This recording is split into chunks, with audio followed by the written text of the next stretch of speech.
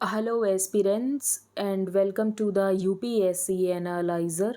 Today, we will discuss newspaper analysis dated 16th of April 2023. First news that Don Atik, brother, shot dead under UP police escort and on live TV.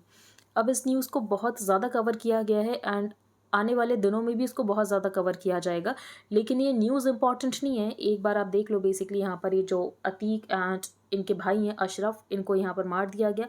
कुछ लोग आए थे, खुद को वो दिखा रहे थे कि वो यहाँ पर मीडिया पर्सन थे, लेकिन एक्चुअली वो मीडिया पर्सन नहीं थे और इन्होंने इनको मार दिया। अब इस न्यूज़ को बहुत ज़्यादा कवर किया जाएगा कि यूपी में यहाँ पर सेक्शन 144 लगा दिया गया है, इंटरनेट को बंद कर दिया गया है, जो कि बिल्कुल भी इंपॉर्टेंट नहीं है। Next is CJI Chandrachud led 5-judge bench to hear same-sex marriage case on April 18। तो सेम सेक्स मैरिज का रिकॉग्निशन होना चाहिए नहीं होना चाहिए, उसके लिए एक कॉन्स्टिट्यूशन बेंच बनाई गई है एंड कॉन्स्टिट्यूशन बेंच इस मैटर को हेयर करेगी। अब कॉन्स्टिट्यूशन बेंच किसको कहते हैं? तो article 145 clause 3 of the constitution ये कहता है कि कोई भी अगर यहाँ पर जहाँ पर इंटरप्रिटेशन ऑफ द कॉन्स्टिट्यूशन की ज़रूरत है, जहाँ पर सब्सटेंशियल क्वेश्चन ऑफ लॉ है, तो उसके लिए एक यहाँ पर कॉन्स्टिट्यूशनल बेंच बनेगी जिसमें एटलीस्ट 5 जजेस होने चाहिए। तो under article 145 clause 3 a minimum of 5 जजेस should hear cases that involve a substantial question of law as to the interpretation of the constitution.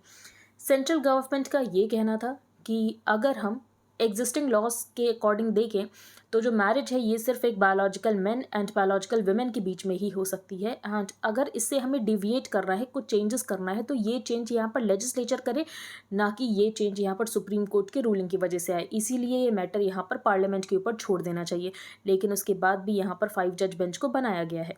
तो supreme court has set up a 5 जज constitution bench to hear petitions seeking legal recognition of same sex marriages. The bench setup by chief justice of India DY Chandrachud, and बाकी यहाँ पर कौन से members होंगे ये ज़्यादा इंपॉर्टेंट नहीं है। फिर आपको ये पता होना चाहिए कि कॉन्स्टिट्यूशनल बेंच किसको कहते हैं, जिसमें एटलीस्ट 5 जजेस होने चाहिए। तो under article 145 clause 3 of the constitution a minimum of 5 judges should hear cases that involve a substantial question of law as to the interpretation of the constitution। Central government का ये कहना था कि ये जो मैटर है पार्लियामेंट डिसाइड करे, और यहाँ पर सुप्रीम कोर्ट को कुछ करने की ज़रूरत नहीं है, लेकिन उसके बाद भी यहाँ पर सुप्रीम कोर्ट ने एक 5 जज बेंच को बना दिया है।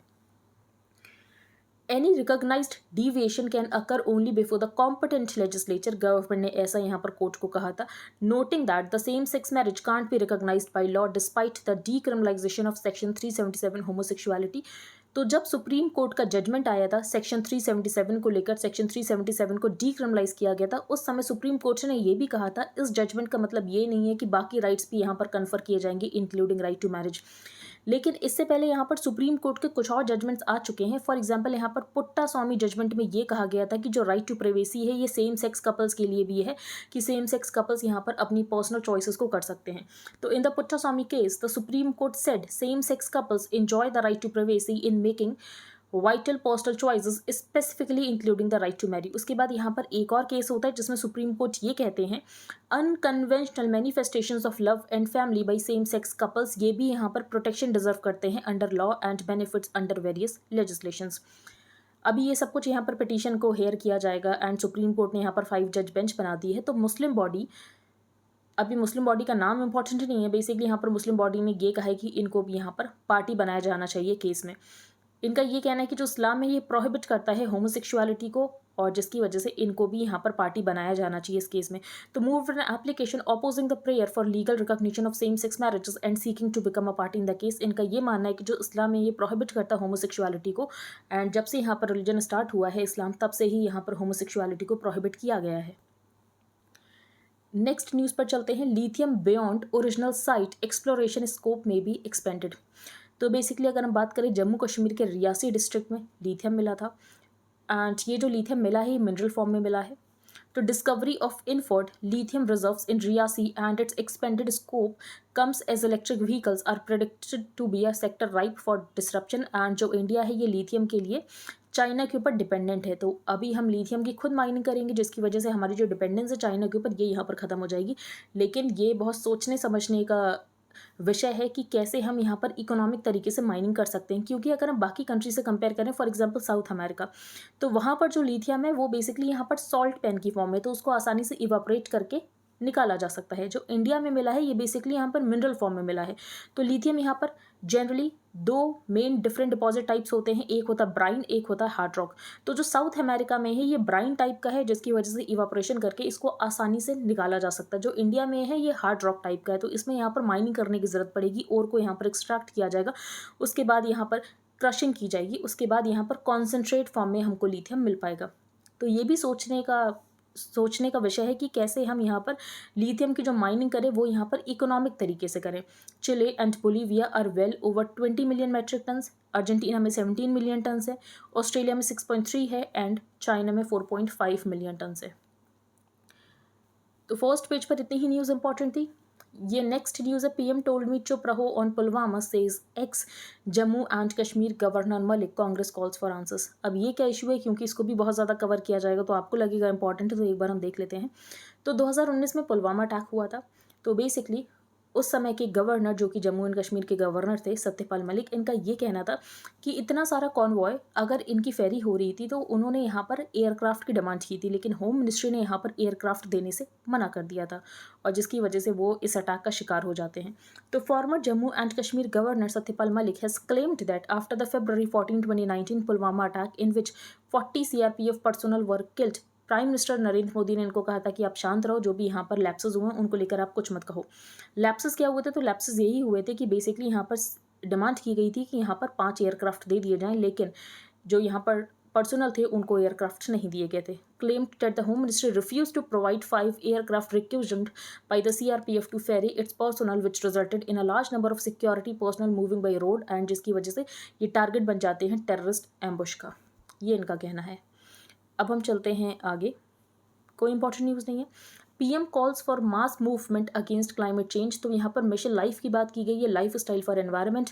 तो यहाँ पर बिहेवियर में चेंज लाने की ज़रूरत है, वेस्टेज को कम करने की ज़रूरत है, एंड यहाँ पर पब्लिक ट्रांसपोर्ट को यूज़ करने की ज़रूरत है, LED बल्ब्स को यूज़ करने की ज़रूरत है, ये सब बताया गया है।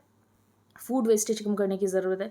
तो adoption of LED bulbs which help in avoiding nearly 39 million tons of CO2 emissions every year and saving water by coverage of nearly 700,000 hectares of farmland by micro irrigation। तो इससे हम वाटर सेव कर सकते हैं।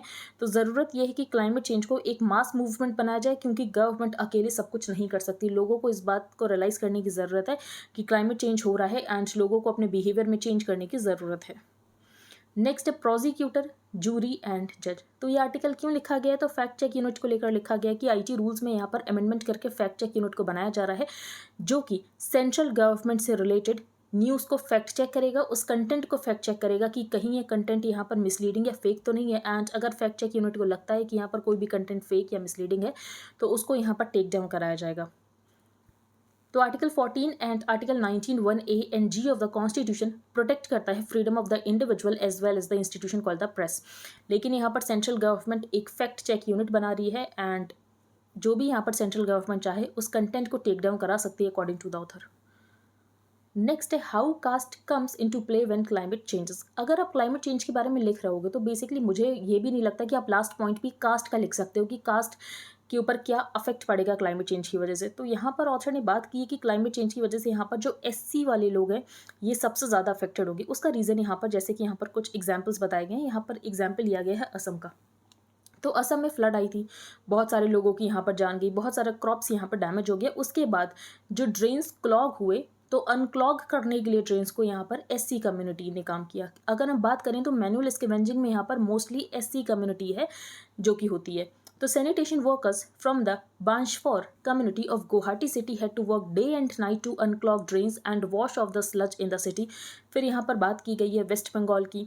तो waste Bengal में भी यहाँ पर जो सबसे ज़्यादा वल्नरेबल लोग हैं ये हैं आदिवासी कम्युनिटी। ऑथर यहाँ पर मिले, ऑथर को यहाँ पर पता चला कि इनकी हेल्थ कितनी ज़्यादा अफेक्ट हो रही है, क्योंकि सॉल्ट वाटर कंटेंट जो है इंक्रीज़ हो रहा है। उसका रीज़न ये है कि सी लेवल यहाँ पर राइज कर रहा है। तो विमेन को यहाँ पर बहुत लंबे समय तक वेट करना पड़ता है फ़िश को कैच करने के लिए, एंड फिश को कैच करना ज़रूरी है क्योंकि बेसिकली यही इनकी डाइट है। तो Dalit and Adivasi communities have fewer adaptation resources, and ये क्लाइमेट चेंज के साथ कॉम्बैट नहीं कर पा रहे हैं since they continue to be deprived of socio economic and political rights and face systemic discrimination. Next हम चलते हैं आगे। ये क्राइम इन यूपी, ये इंपॉर्टेंट आर्टिकल नहीं है, इसको हम नहीं डिस्कस करेंगे। Keep the tribe out of marriage. अब ये किस बारे में आर्टिकल लिखा गया है तो सिर्फ आप सुन लो, इम्पॉर्टेंट तो ये भी नहीं है। तो कैलकाटा हाई कोर्ट ने बेसिकली ये कहा है कि हस्बैंड यहाँ पर डिवोर्स के लिए फाइल कर सकता है on the grounds of mental cruelty, अगर उसकी वाइफ उसको यहाँ पर फोर्स करती है कि आप अपने पेरेंट्स के साथ अलग रहो, और कोई यहाँ पर जस्टिफिएबल रीज़न नहीं दिया जाता है, ज़बरदस्ती हस्बैंड को उसके पेरेंट्स के साथ अलग किया जाता है, तो ये ग्राउंड हो सकता है डिवोर्स का। ऐसा यहाँ पर कैलकाटा हाई कोर्ट ने कहा है। अब यहाँ पर कैलकाटा हाई कोर्ट ने ये कहा तो उसको लेकर यहाँ पर कुछ सपोर्टिंग बात भी कही होगी। तो उनका ये कहना है कि अगर हम इंडियन कल्चर देखें तो पेरेंट्स के साथ रहना ये एब्सोल्युटली नॉर्मल है इंडियन कल्चर में, इंडियन एथोस में, adding that it was the pious obligation of the son, कि वो अपने पेरेंट्स के साथ रहे, उनका यहाँ पर ध्यान रखे। फिर यहाँ पर ऑथर ने कहा है कि हमेशा विमेन से ही क्यों एक्सपेक्ट किया जाता है कि विमेन ही यहाँ पर एडजस्ट करे टू हर मैरिटल होम, जो कि मुझे ज़्यादा इंपॉर्टेंट नहीं लगता आर्टिकल। अब हम चलते हैं आगे। MCLR की यहाँ पर बात की गई है, marginal cost of lending rate. ये क्या होता है? ये बेसिकली वो मिनिमम इंटरेस्ट रेट होता है जिससे कम के ऊपर बैंक्स लैंड नहीं कर सकते हैं। नेक्स्ट है, in workers protest against Blinkit a new flash point in gig work's dismal reality. तो यहाँ पर गिग वर्कर्स की बात की गई। गिग वर्कर्स फॉर एग्जांपल यहाँ पर डिलीवरी पार्टनर्स। तो इसको लेकर नीति आयोग ने एक रिपोर्ट रिलीज की थी जिसका नाम था India's booming gig and platform economy, जिसमें ये कहा था कि अभी तो यहाँ पर 7.7 मिलियन वर्कर्स हैं जो कि गिग इकॉनमी में एंगेज्ड हैं, जो कि बढ़कर 23.5 मिलियन हो जाएंगे 2029-30 तक। क्या चैलेंजेस हैं गिग इकॉनमी के? तो जॉब सिक्योरिटी नहीं होती, वेजेस में यहाँ पर इरेगुलरिटी होती है, अनएम्प्लॉयमेंट स्टेटस बहुत ज़्यादा अनसर्टेन होता है, कभी भी यहाँ पर जॉब से निकाल दिया जाता है। क्या करने की ज़रूरत है? तो ज़्यादा विमेन को लाने की ज़रूरत है गिग इकॉनमी में, ठीक है। तो fiscal incentives to draw more women into the gig economy, fiscal incentives देने की ज़रूरत है, जैसे कि टैक्स ब्रेक्स और स्टार्टअप ग्रांट्स फॉर कंपनीज जो कि विमेन को एम्प्लॉय कर रहे हैं एंड पीपल विथ डिसेबिलिटीज़ को एम्प्लॉय कर रहे हैं, तो उनको ज़्यादा फिस्कल इंसेंटिव्स देने की ज़रूरत है, क्योंकि अगर उनको फिस्कल इंसेंटिव दिया जाएगा तो वो यहाँ पर ज़्यादा विमेन को एम्प्लॉय करेंगे एंड ज़्यादा पर्सन विद डिसेबिलिटीज़ को एम्प्लॉय करेंगे। Sudan turns battle field. तो बेसिकली सूडान में यहाँ पर सिविल वॉर जैसी सिचुएशन हो सकती है, ये बताया गया, जो कि इंपॉर्टेंट नहीं है, लेकिन आपको यहाँ पर सूडान की लोकेशन ज़रूर देख लेनी चाहिए कि सूडान यहाँ पर कहाँ है, इसकी कैपिटल यहाँ पर खार्तूम है, ये सब आपको पता होना चाहिए। Japan prime minister. तो बेसिकली यहाँ पर जापान के प्राइम मिनिस्टर के ऊपर अटैक किया गया एंड फॉर्चुनेटली ये इनको कुछ नहीं हुआ, ये बच गए। नेक्स्ट है यहाँ पर Germany's last nuclear plants in final hours. तो जो जर्मनी के न्यूक्लियर प्लांट है इनको यहाँ पर बंद किया जा रहा है। कौन से न्यूक्लियर रिएक्टर हैं?